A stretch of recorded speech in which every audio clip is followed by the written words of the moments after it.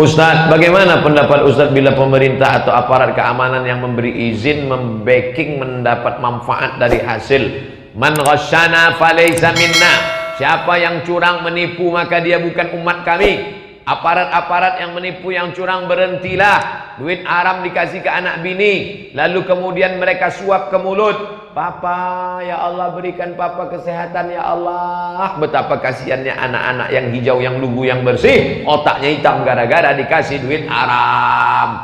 Wa may yaghlul, siapa yang curang, ya'ti bima ghalla yaumal qiyamah. Siapa yang curang, siapa yang dusta, siapa yang bohong, dia akan membawa kecurangannya nanti ketika menghadap Allah. Sekecil apa kecurangannya? Faman ya'mal mithqala dzarratin khairan yara. Sebesar biji sawi pun curang akan kau bawa. Nanti di akhirat ada orang yang memikul kambing karena curang zakat kambing.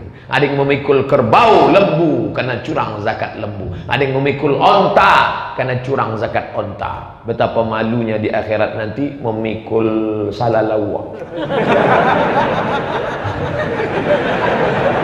Makan dua bayar cik. Memikul bakwan. Ada pula yang memikul pulp and paper. Nah, itu hati-hati.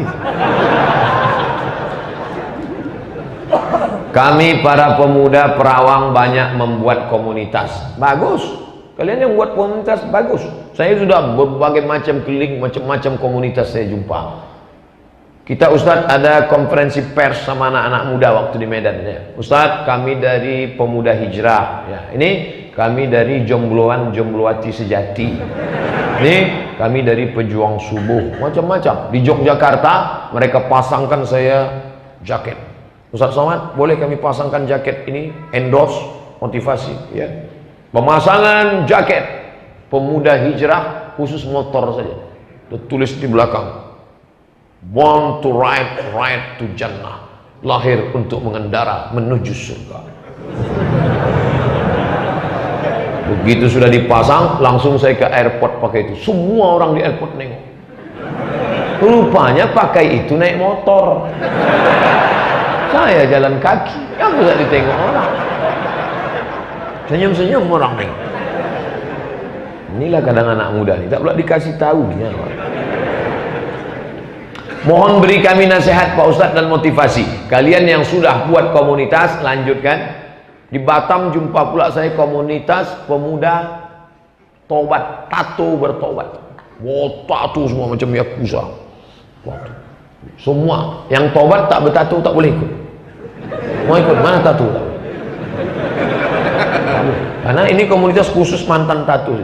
Ada satu diterima, padahal tatonya tak ada. Rupanya tak lalat satu. Dulu waktu masih muda ingin jadi Rano Karno, tak jadi. Untung ada, boleh ikut. Anak-anak muda yang sudah ikut komunitas hijrah ini, ingat, serigala hanya akan menerkam kambing yang memisahkan diri dari jamaah. Jangan kalian misahkan diri dari jamaah. Buat absen. Kalau dia tak datang, miss call tanya, bro, kok nggak datang? Kemana? Imanmu sedang turun? Datang. Kalau tak datang, kami jemput kau nanti. Kalau tak juga datang, kami hanyutkan kau ke Sungai Siak. Apa hukum orang yang membungakan uang atau emas? Riba. BII, Bank Inang-Inang.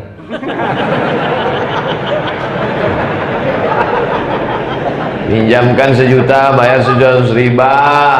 Yang minjam riba, yang minjamkan riba, makan riba. 5 bahaya riba. 1. Alladzina ya'kuluna riba, orang yang makan riba. La yaqumuna illa kama yaqumul ladzi yatakhabbathu syaitanu minal mas. Bangkit dari kubur macam orang kerasukan setan. Kerasukan setan itu apa Pak Ustadz? Kesambet. Bahasa awak tersapu. Nanti kalau di akhirat bangkit dari kubur nampak orang begitu, ini yang makan riba. Kau makan riba dulu ya? Jadi kau pun gitu juga kan? Parah pula kau lagi gitu. 2. Dimakan riba masuk ke mulut. Mulut berdoa, Allahumma adina fi man hadait wa afina fi man afait. Doa tak dikabulkan Allah. Kenapa? Karena makan haram. Lidah yang makan haram diharamkan Allah. 3, dibawa duit riba ke Makkah, menangis di pintu Ka'bah. Labbaik Allahumma labbaik, labbaik la syarika lak labbaik. Apa kata malaikat? La labbaik wa la sa'daik. Kau tak dapat haji mabrur karena kau berangkat pakai duit riba. Patutlah tak ada perubahan. Balik haji, pergi umrah, balik umrah, macam-macam itu juga ulah. Dulu sebelum pergi haji bercelana pendek, balik dari haji tak bercelana sama sekali.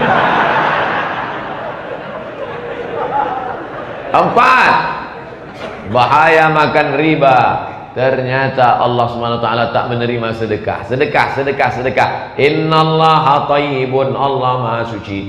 La yaqbalu illa thayyiban, Allah tak menerima kecuali yang suci-suci saja. Yang kelima, yang paling mengerikan, dimakan riba, dimakan pagi riba, siang riba, malam riba, pagi riba, makan riba, kasih riba, minum riba, berubah menjadi darah daging. Ayyuman lahmin nabata min haramin, setiap daging yang tumbuh dari yang haram, fannaru aulabi, tempatnya neraka jahanam. Kalau sudah jelas dia kerja riba, Ustaz mau tak datang makan? Tak mau saya. Karena Abdullah bin Umar mencongkel korma yang dari Subhat, dicongkelnya balik. Takut dia berubah menjadi darah daging, rusak. Jangan kasih anak kita gelap otaknya makan riba. Nauzubillah. Apakah boleh puasa 6 satu hari puasa, satu hari tidak? Boleh. Karena tidak disyaratkan berturut-turut. Hari ini puasa, besok makan, boleh. Di awal Syawal, di ujung, boleh. Bagaimana kita menyikapi Islam Nusantara? Saya ikut pendapat pertengahan almarhum Profesor Dr. Kiai Haji Ali Mustafa Yaakob. Islam Nusantara adalah Islam di Nusantara. Saya jelaskan ke anak-anak remaja, anak-anak sekalian, kita punya Islam di Nusantara, bahwa ulama kita tidak membebek, tidak mengekor, tidak mengikut saja pada ulama Timur Tengah, tapi dia juga punya karya yang luar biasa. Ulama kita bisa menulis tafsir, bisa nulis tafsir sama macam ulama yang ada di Timur Tengah. Siapa namanya? Syekh Abdul Rauf As-Singkili. Singkili, ujung namanya menunjukkan nama kampungnya. Singkili, di mana itu? Singkil. Siapa sini orang Aceh Singkil? Sekampung dengan Syekh Abdul Rauf As-Singkili. Abad ke-17 dia sudah menulis tafsir. Nama tafsirnya Terjuman Al-Mustafid. Ulama kita bisa menulis fikih. Syekh Nuruddin Ar-Raniri, mufti kerajaan Aceh. Sekarang namanya diabadikan jadi Uin Ar-Raniri. Syekh Abdul Rauf Singkili menulis tafsir. Syekh Nuruddin Ar-Raniri menulis fikih. Kitab fikihnya berjudul As-Siratul Mustaqim. Saya ingin betul menengok kitab itu. Kemarin saya sampai di Barbate. Barbate ada di Aceh. Datang bapak-bapak mau jumpa Ustaz Somad. Mana dia itu? Dibawakannya kitab. Saya dengar ceramah Ustaz, katanya Ustaz ingin melihat kitab Siratul Mustaqim yang ditulis oleh Syekh Nuruddin Ar-Raniri. Iya Pak, mana? Ini saya bawa. Saya buka, saya tengok tulisan asli, huruf Arab gundul, tulis pakai tangan, manuskrip kuno. Saya tengok, foto. Habis itu pulang. Habis itu dibawanya balik. Kayaknya untuk nengok aja, bukan mau dikasih. Warisan ini diwariskan dari Syekh Nuruddin Ar-Raniri sampai ke saya sekarang. Terima kasih banyak Pak, jazakumullah. Biji mata saya pernah menengok kitab yang ditulis ulama Nusantara. Tapi kitab ini payah membacanya. Saya beberapa kali payah membacanya. Lalu dijelaskan, ditafsirkan oleh ulama Nusantara lagi. Siapa namanya? Namanya Syekh Muhammad Arsyad Al-Banjari. Berarti dia orang Banjar. Muhammad Arsyad Al-Banjari dari kerajaan Banjar di Kalimantan. Bayangkan, ulama yang ada di Aceh, dari ujung Aceh, bisa pula yang menjelaskannya ulama Banjar. Padahal abad ke-17-18, waktu itu belum ada pesawat, kapal layar. Bisa pula mereka punya hubungan yang hebat. Itulah ulama Nusantara. Isi ajarannya sama podo, sami mawon, same no different. Tidak ada beda. Ulama luar biasa. Lalu kerajaan Indragiri yang ulama Sultan Soleh ingin supaya masyarakat Indragiri bangkit, diundang lagi ulama Nusantara bernama Syekh Abdurrahman Siddiq. Al-Indragiri Al-Banjari, cicit dari Syekh Muhammad Arsyad Al-Banjari. Ulama kita luar biasa. Datanglah seorang anak muda namanya Ahmad Khatib, merantau ke Makkah karena anak bumi Minangkabau tak punya kamar di rumahnya. Dia duduk di surau. Anak Minangkabau duduk di surau, makanya bisa dua, pandai mengaji, pandai bersilat. Merantau meninggalkan bumi Bukit Tinggi menuju Makkah. Sampai di Makkah hafal Quran, hafal hadis, hafal fikih. Kalau ada tuah di badan, pasir digenggam menjadi intan. Betuah rupanya anak ini. Menikah dengan anak saudagar kaya Syekh Soleh Al-Kurdi yang cantik jelita. Lalu kemudian Syekh Soleh Al-Kurdi dekat dengan sultan, dekat dengan syarif Makkah. Dibawa ke istana, sholat. Ditakdirkan Allah salah bacaan syarif waktu imam, diluruskannya dari belakang. Selesai sholat mereka berdialog. Terpukau syarif penguasa Makkah mendengar ilmunya yang hebat, diangkat menjadi imam Masjidil Haram, ulama Nusantara, namanya Syekh Ahmad Khatib Al-Minangkabawi. Ahmad Khatib Minangkabau, ulama Nusantara, berkawan akrab dengan pemimpin ulama Makkah, bergelar Sayyid Ulama Al-Hijaz, pemimpin ulama Makkah Madinah, bernama Syekh Muhammad Nawawi Al-Bantani. Al-Bantani orang mana? Banten. Makamnya di Ma'la. Ulama-ulama Nusantara. Jadi kalau disebut Islam Nusantara artinya ulama-ulama yang ada di Nusantara dan ajarannya sama dengan ajaran yang ada dibawa oleh Nabi Muhammad sallallahu alaihi wasallam. Begitu yang saya paham. Apa yang dirasakan saat Lailatul Qadar? Apakah jasad ikut merasakan juga? Wallazi anzalas sakinata, dia yang menurunkan ketenangan fi qulubil mu'minin, ke dalam hati orang yang beriman. Saya Pak Ustaz malam itu memang tenang. Kenapa? Kolak 5 mangkuk masuk. Kan itu gitu loh. Sampai tak terawih saking tenangnya Pak Ustaz. Bukan itu ketenangan palsu. Tapi ada ketenangan yang dirasakan orang beriman.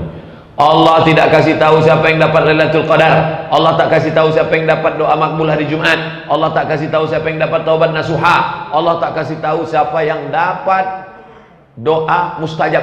Kenapa? Supaya kita terus. Yang kemarin dapat Lailatul Qadar, Allah tak kasih tahu.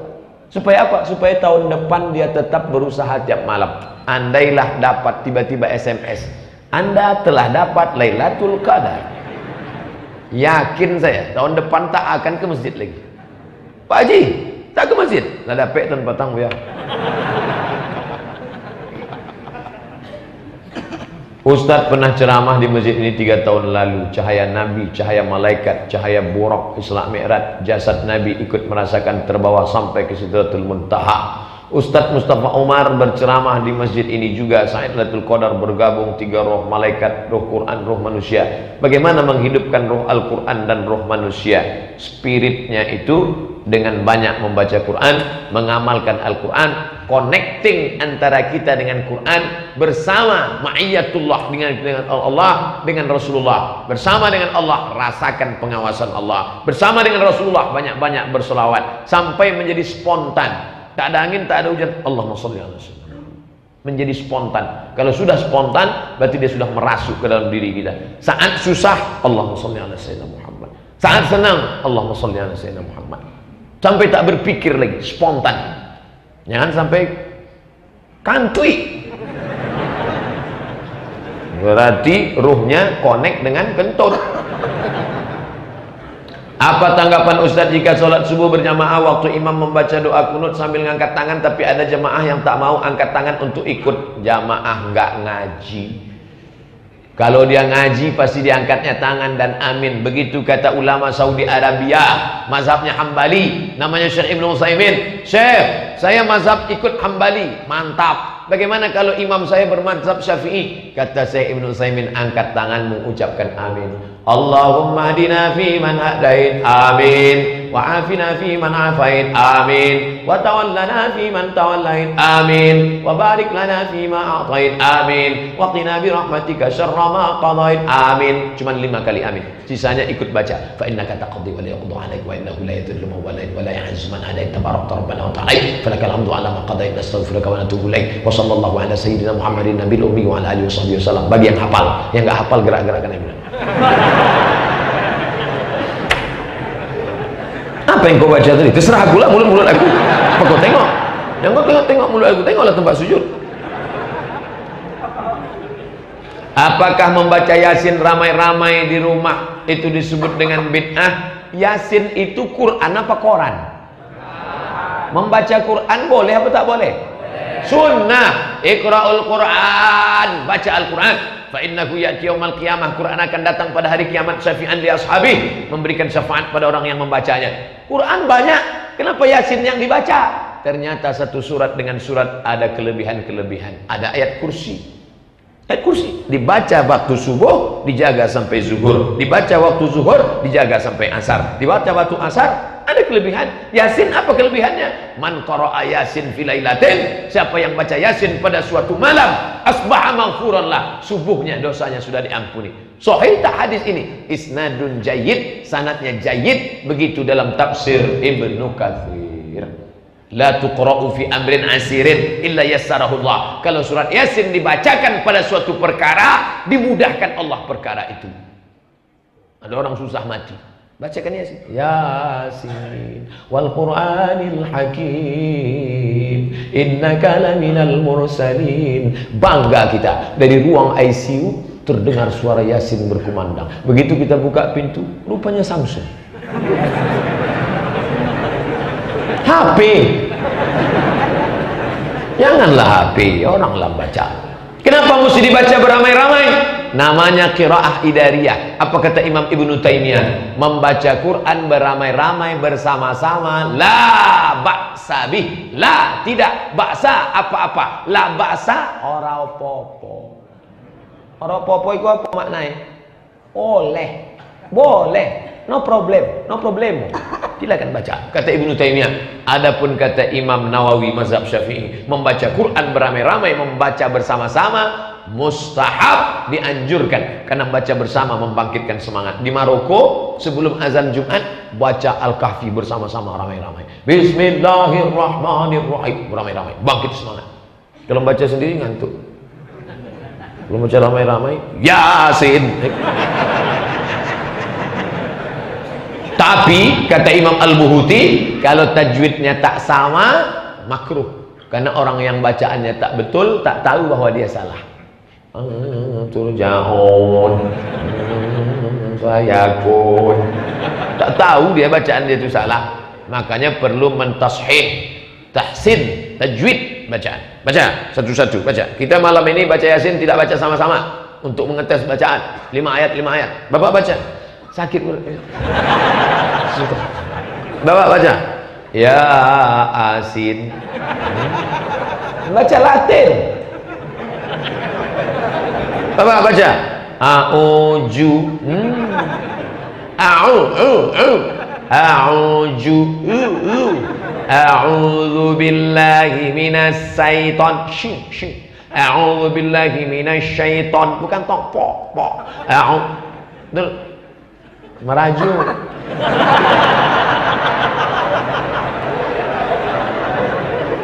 Apakah tahlilan itu ajaran agama Hindu? Takbir Allahu Akbar, tahmid Alhamdulillah, tasbih Subhanallah, tahlil la ilaha illallah. Apakah tahlilan itu ajaran Hindu? Kalau Hindu tahlilan, Islam lah dia. La ilaha illallah, la ilaha illallah. Tahlil boleh, tahlilan nggak boleh. Yasin boleh, yasinan nggak boleh. Jumat boleh, jumatan. Apa lagi? Isi tahlil itu apa?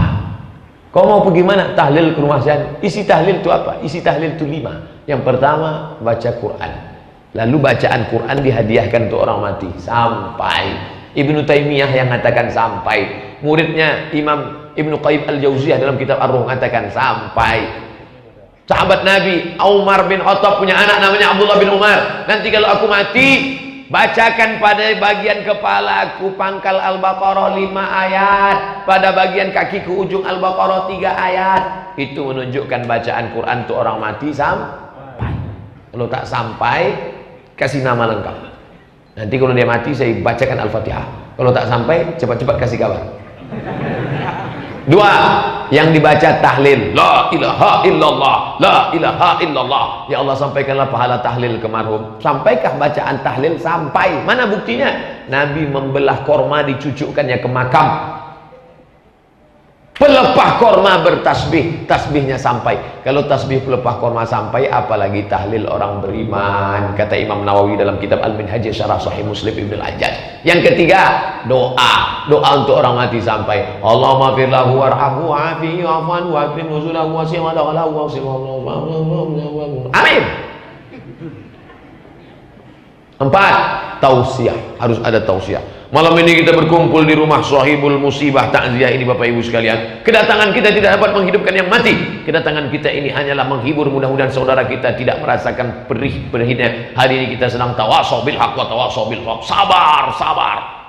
Yang kelima, bersedekah makanan. Aslinya kita yang sehat bawa makanan. Bapak bawa nasi, bapak bawa. Karena kata Nabi, isna'u ta'aman li ali Ja'far, buatkan makanan untuk keluarga Ja'far. Karena setelah Ja'far meninggal, keluarganya sedang berduka, tak sempat masak. Buatkan. Bukan kita datang dengan perut yang lapar.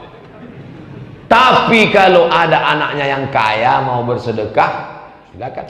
Tapi kata sambutan, Bapak Ibu Saudara sekalian, ini nasi kotak ini adalah murni sedekah dari saya sebagai anak almarhum. Dan ini bukan harta warisan bapak kami, ini bukan harta anak yatim, ini murni sedekah saya. Apa bapak tak tahu bahwa saya ini kaya? Jangan susahkan orang mati. Tapi kalau ada anaknya mau keluarga, bawa. Ada juga orang yang tak mau makan. Saya tak mau makan di tempat takziah. Jangan. Terus bungkus saja. Kenapa mesti 7 malam, 40 malam? Nabi tak ada buat, sahabat Nabi tak ada buat. Nabi di bawah Nabi, sahabat di bawah sahabat, tabi'in. Ada namanya Imam Atha. Kata Imam Atha, orang meninggal itu diuji di kuburnya 7 sampai 40 hari. Dianjurkan bersedekah dan berkirim doa. Maka siapa yang membuat berarti ikut fatwa tabi'in. Siapa yang tak mau tak apa-apa. Siapa yang buat, siapa yang tak buat, jangan diejek. Kau tak buat, mak kau menangis-nangis di kubur saya. Yang tak buat tak apa-apa, tapi yang buat juga tak salah, karena dia ikut pendapat fatwa tabi'in, dan tabi'in itu salaf. Jangan lupa, tabi'in itu salaf. Bagaimana cara melamar meminang? Oh, ini panjang ceritanya. Biasanya banyak yang digabung dengan adat. Kalau menurut Islam bagaimana Pak Ustadz? Datanglah kita ke walinya. Assalamualaikum Pak Haji. Waalaikumsalam. Saya ingin mempersunting anak Pak Haji untuk menemani sisa-sisa hidup saya sampai malaikat maut tiba. Mendengar itu tersentak hati Pak Haji. Karena selama ini anak-anak lajang ini datang, Pak Haji, sudahkah engkau menerima mahar setumpuk emas dan segenggam berlian? Tapi yang satu ini lain. Ternyata kaulah menantu yang kucari selama ini. Ambillah dia. Jadi kata-kata, tapi tak semua itu, tapi yang biasanya yang begini di sinetron-sinetron aja. Oleh sebab itu, ada pun datang membawa tepak sirih, lalu kemudian ada tukang pantun satu, burung merbah, burung bangau, 1 jam untuk burung aja. Habis burung, lalu kemudian buah semangka, buah duku, buah segala buah, habis pula 1 jam. Sampai itu Pak Haji pun berah lama, punya maksudnya. Itu artinya adat bersendi sadak, syarak bersendi kitabullah. Artinya adat istiadat kita tak salah bersyair, tapi substansi dari pertunangan itu adalah mengenal sebelum akad, takut terjadi kekeliruan, kesalahan. Tunangan jangan lama-lama, lebih cepat lebih baik. Setelah itu ternyata selama ditunang, khitbah namanya, tak boleh menerima tunangan orang lain. Hadisnya sahih. La yahillu li muslimin ayaktibah fawqa khitbati akhi. Tidak boleh meminang orang yang sedang dipinang orang lain. Assalamualaikum Pak Haji. Anak Pak Haji ini sedang dipinang orang atau tak ada? Sedang dipinang orang. Tapi walaupun begitu kami tetap menerima yang lain. Ngomong-ngomong Pak Haji, dia ngasih DP kemarin berapa? 20. Saya 30. Deal. Rusak hubungan silaturahim. Tak boleh. Kalau kau sudah tahu dia di Pinang, tanya saja. Kalau boleh tahu Pak Haji, limit waktunya kapan? Tanggal 30 Mei. Tahun ini ya, insya Allah 1 Juni kami datang. Selama 1 Juni itu kau doa lah, mudah-mudahan tak jadi. Ustaz, saya sudah berapa kali datang Minang anak orang tapi dia tak mau nerima. Siapa yang datang? Saya sendiri. Robah pola. Jangan kau datang. Bawa Ustaz. Kebetulan calon mertua kau ini orang apa? Dia orang Batak Pak Ustaz. Bawa Ustaz Saidul Amin.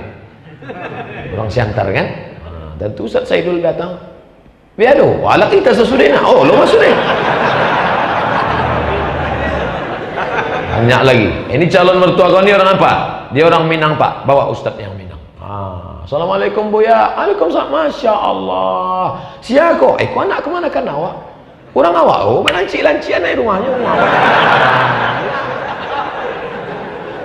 Calon mertua kau ini apa? Orang Jawa. Bawa orang Jawa. Assalamualaikum Pak. Waalaikumsalam. Iki sopo? Wiki wapik tenang. Oh, Insya Allah. Tabarakallah. Wis bilang dino. Insya Allah. Lah, Insya Allah dekat. Nah, kebetulan calon mertuanya orang Cina. Tak belum pandai bahasa Cina. Mudah-mudahan yang belum bertemu jodoh dimudahkan Allah pertemuannya. Yang menyebut amin itu yang belum nikah. La ilaha illallah. Itu yang Allah nikah amin. Saya khawatir terekam bapak mengucapkan itu, ibu menonton di belakang. Awas baliknya.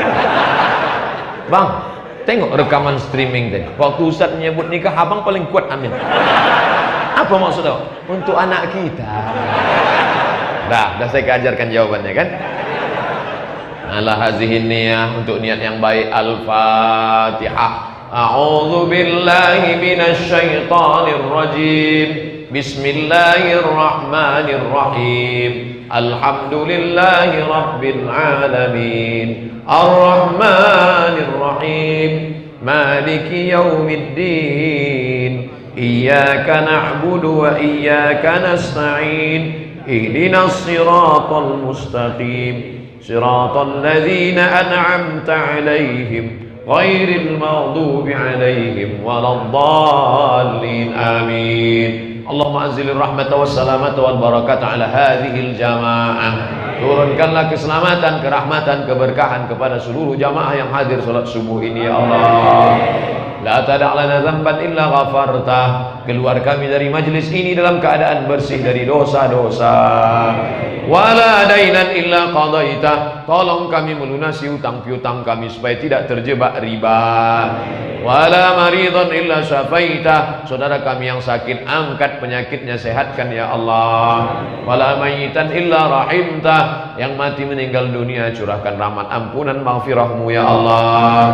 Allahumma aslih syababal muslimin. Perbaiki anak-anak kami menuju kebaikan hijrah yang sempurna ya Allah. Allahumma dafa'ana al-wala' wal waba' wal fasya' wal riba wal zina wal munkar. Jauhkan anak-anak kami dari malapetaka, bencana riba, zina, narkoba, perbuatan keji dan munkar. Allahumma arzuqnal istiqamata 'ala syari'atil gharra wa tariqatil bayda. Berikan kami istiqamah dalam menolong agamamu dengan harta dan nyawa ya Allah.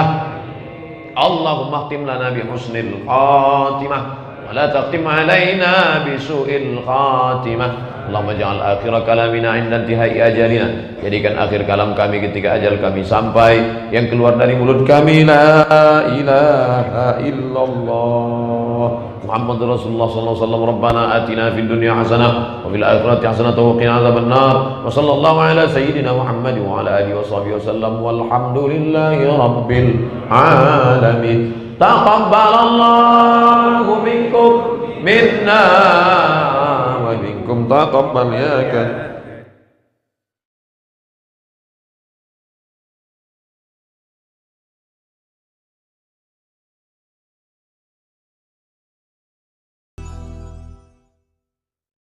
Bagaimana hukumnya sawah ladang hasilnya dinikmati orang yang meminjamkan uang bertahun-tahun? Saya pinjam emas ke Ustadz Nawir. Ini namanya Ustadz Nawir. Sudah menikah. Ustadz Nawir, pinjam saya duit Ustadz Nawir. Saya tidak percaya sama Ustadz Somad. Saya kasih duit, tapi apa jaminannya? Ini sawah saya 2 hektar, ambillah. Selama emas belum saya balikkan, maka padi, maka kebun saya ditahan oleh beliau. Nah, bagaimana kalau diambilnya hasil padi tadi? Kullu qardin jarra naf'an fahuwa riba. Setiap barang gadai yang mengambil manfaat keuntungan, maka keuntungannya itu riba. Pinjam karet, riba. Pinjam sawit, hasilnya diambil, riba. Pinjam motor, digadaikan, dipakai untuk ngojek, duitnya diambil, riba. Kullu qardin, setiap pinjaman, jarra naf'an, mengambil keuntungan, fahuwa riba, maka riba. Orang yang makan riba siap-siap menuai 5 masalah. Pertama, duit riba dimakan.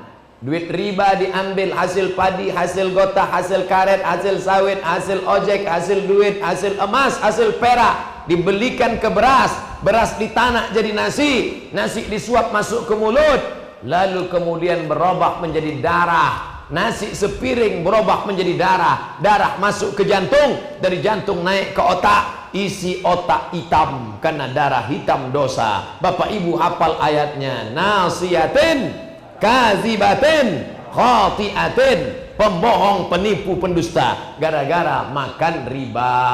2, darah masuk ke dalam badan, darah menggumpal menjadi darah. Ayyumalah min nabata min haramin, setiap daging di badan tumbuh dari yang haram, fannaru aulabi, tempat daging tangan, kaki, kepala, neraka jahanam. Ditimbang di padang mahsyar. Abdul Somad berat 50 kilo, yang halal 20 saja. Berapa lama kita masuk neraka, dia obok-obok, diletakkan kerikilnya di tapak kaki, mendidih otak di kepala. 3, disedekahkan duit hasil riba ke anak yatim, disedekahkan hasil riba ke fakir miskin, dibayarkan zakat fitrah. Innallaha thayyibun, Allah maha suci, la yaqbalu illa thayyiban. Sedekahmu, zakatmu, wakafmu, infakmu tak diterima Allah Subhanahu wa taala. Yang keempat, kau kasih anakmu makan riba, kau kasih binimu makan riba, kau kasih kawanmu makan riba. Makan riba, lidah makan riba. Pagi-pagi kau berdoa, Allahumma hadina fi man hadait. Doamu tak dikabulkan Allah. Kenapa? Karena lidah makan haram. Diharamkan Allah mengabulkan doa dari lidah yang makan haram. Lidah makan haram dipakai berdoa, tak dikabulkan Allah. Kecuali lidahmu 2, satu berdoa, satu makan. 5, duit riba yang kau kumpul, duit dari padi riba, duit dari karet riba, duit dari kelapa riba, kau belikan ongkos PONH, berangkat kau ke Makkah haji dan umrah, menangis di pintu Ka'bah, labbaik Allahumma labbaik, labbaik Allahumma labbaik. Apa kata malaikat? La labbaik wala sa'daik, kau tak dapat haji mabrur, zaduka haram, karena kau berangkat dengan uang haram. Tak ada perubahan. Balik haji sebelum haji tak ada perubahan. Heran saya tengok Pak Haji itu, Pak Ustaz. Dulu sebelum haji bercelana pendek, sekarang balik haji tak bercelana sama sekali. Nauzubillah. Apa hukumnya masjid yang digunakan hanya untuk sholat Jumat saja, padahal ada sholat 5 waktu tak digunakan, bahkan terkunci sama sekali? Kalau ada masjid tidak ada sholat zuhurnya, tidak ada sholat asarnya, istahwazat alaihimu syayatin, satu kampung itu akan diganggu oleh setan. Jangan heran RT-nya kesetanan, RW-nya kesetanan, camatnya kesetanan, bupatinya kesetanan, bapaknya kesetanan, istrinya kesetanan, anaknya jadi genderuwo. Gara-gara apa? Membiarkan masjid tak ada sholat berjamaah. Berpikirlah kita untuk menyiapkan masjid, tapi siapkan juga imam. Ada imam, paling tidak dia akan azan, walaupun dia sendiri. Dia yang azan, dia yang iqamat, dia yang imam, dia yang makmum. Hayya 'alas shalah. Masyarakat menjawab, wa angselah, lepak bala anam. Dia yang jadi imam, Usolli, yang paling kritis salat zuhur, salat asar, salat subuh. Usolli fardhu zuhri arba'a raka'atin imaman. Lah joleh ndak ada imam di belakang, imaman jadi sabi. Imaman. Allahu akbar. Assalamualaikum warahmatullahi wabarakatuh. Tidak ada orang. Imaman, tapi selamat. Tapi kalau tak ada sama sekali, na'udzubillah, istahwazan alaihi musyayatin. Satu kampung diganggu setan. Mudah-mudahan selamat kampung kita daripada meninggalkan sholat berjamaah. Bagaimana hukum pemimpin seperti Nenek Mamak cerdik pandai di pemerintah yang tak melaksanakan sholat dan perintah agama? Man taraka salata muta'ammidan, siapa yang meninggalkan sholat secara sengaja, faqad kafara jihara, kafirlah dia secara nyata. Ustaz, ayah saya enggak sholat, bagaimana cara menyuruh ayah sholat? Maka walau kau anak muda sudah mengaji, jangan ayahmu kau ceramahi. Jangan balik dari sini panggil ayah. Ayah, siko sebentar. Abah, siko, amak sebentar. Assalamualaikum. Kirimkan saja video saya. Mana yang merekam? Ini. Duit kamera kau kan? Hai ayah, ayah, hai amak-amak, hai pejabat-pejabat yang belum juga sholat, ingat, besok kau mati kena diabetes meletus, kau mati kena jantung koroner. Orang pakai cincin di tangan, kau akan pakai cincin di jantung. Napasmu susah, setelah itu kau akan mati. Dan yang pertama ditanya adalah sholat. Inna awwala ma yuhasabu bihi yaumal qiyamah, yang pertama kali dihisab, dihitung adalah sholat. Sholatmu, sholatmu, sholatmu. Ingat, setelah kau mati kau akan disolatkan. Sholatlah sebelum engkau disolatkan. Like and share.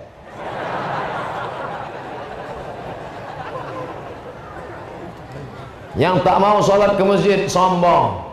Setiap kali dipanggil tak mau, sampai akhirnya dia mati dan jenazahnya dibawa ke. Dan imam baik sekali, imam tak pernah menyia-nyiakan jenazah. Bawa masuk dia ke dalam. Pak Imam, ini tak pernah ke masjid. Bawa saya lah, bawalah ke dalam. Dan imam baik bukan main. Selama ini tak mau di belakang imam karena sombong, hari ini diletakkan di depan imam. Usolli ala hazihil janazah. Allahu Akbar, Al-Fatihah. Allahu Akbar, salawat. Allahu Akbar, doa cie. Allahu Akbar, doa duo. Pak Imam, tidak baca sampai akhir. Ya tidak ada ke Mas Haji. Dapat doa diskon. Setelah selesai ditanya, jamaah sekalian, apakah jenazah ini baik? Nampaknya ada sabotasi.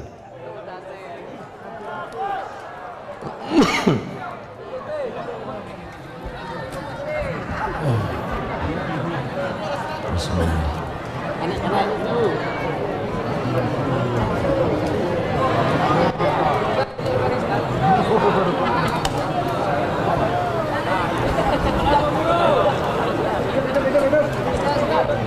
Minum dulu.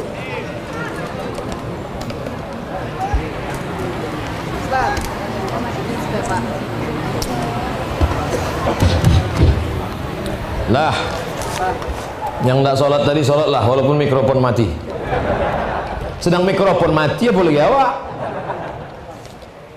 Mikrofon mati tidak dipakai, apa lagi awak? Sholat itu yang paling penting. Ustaz, katanya sholat nomor 2. Kamu berani mengatakan sholat nomor 2? Sholat nomor 1 kan syahadat. Oh iya. Pokoknya mancing-mancing awak. Apa hukumnya jual beli buah yang masih di batang? Aduh, lu orang jual buah di batang. Ambo jual durian iko tunai.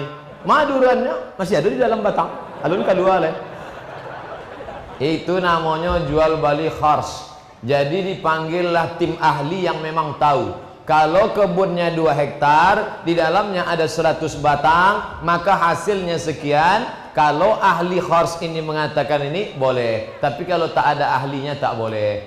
Jual beli durian, rambutan, jual beli. Saya beli rambutan ini macam-macam daerah. Kalau Sumatera Utara, Medan namanya pajak. Saya pajak ini atau beli khars. Di zaman Nabi pun ada, membeli kurma di atas pokok tapi ada pakar ahlinya yang bisa memperkirakan. Tapi kalau tak bisa, jadi tipu bohong. Idza wusidal amru ila ghairi ahlihi, kalau diserahkan kepada yang bukan ahlinya, fantaziris sa'ah, tunggulah kehancuran. Kesimpulannya, kalau ada ahli yang bisa khars, memprediksi, memperkirakan, boleh. Kalau tak ada ahlinya, tak boleh. Bagaimana pandangan agama terhadap pengobatan dengan cara bedah ayam, melihat penyakit melalui ayam? Potong ayam, nanti dikeluarkan. Ini namanya minta tolong kepada jin. Surat Al-Jin juz 29.